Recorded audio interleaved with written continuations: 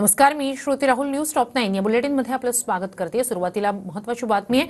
फडणवीस मुख्यमंत्री म्हणून उद्या शपथ घेणार आहेत. सागरवर त्याआधी नेत्यांची भेटीसाठी गर्दी होताना आपण पाहतोय. राहुल नार्वेकर, जयकुमार रावल सागर बंगल्यावर फडणवीसांच्या भेटीसाठी पोहोचलेत. जगदीश मुळीक, कपिल पाटील, तानाजी सावंत सुद्धा सागरवर दाखल झालेत. जोगेंद्र कवाडे सुद्धा सागर बंगल्यावर पोहोचलेले आहेत. उद्या संध्याकाळी आझाद मैदानावर 5:30 वाजता शपथविधी सोहळा होणार आहे.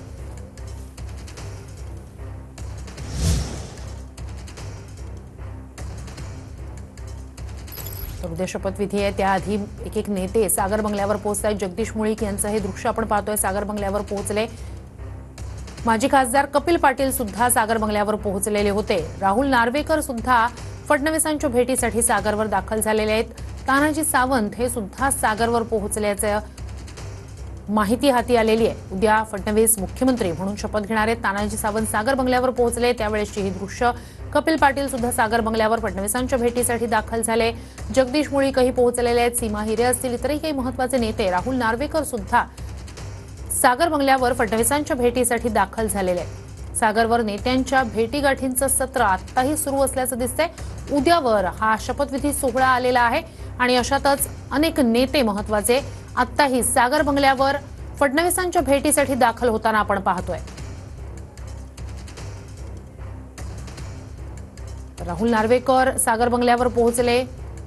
जयकुमार रावलही सागर बंगल्यावर दाखल झालेले आहेत. सीमा हिरे दाखल झालेले आहेत. सीमा हिरेही दाखल झालेले आहेत. सोबतच तानाजी सावंत सुद्धा सागर बंगल्यावर पोहोचलेले आहेत. तर माजी खासदार कपिल पाटील हे सुद्धा फडणवीसांच्या भेटीसाठी सागर बंगल्यावर पोहोचले. उद्या महायुतीच्या सरकारचा शपथविधी सोहळा पार पडणार आहे. ग्रँड शपथविधी सोहळा पंतप्रधान मोदी आणि केंद्रीय गृहमंत्री अमित शहा यांच्या उपस्थितीत आणि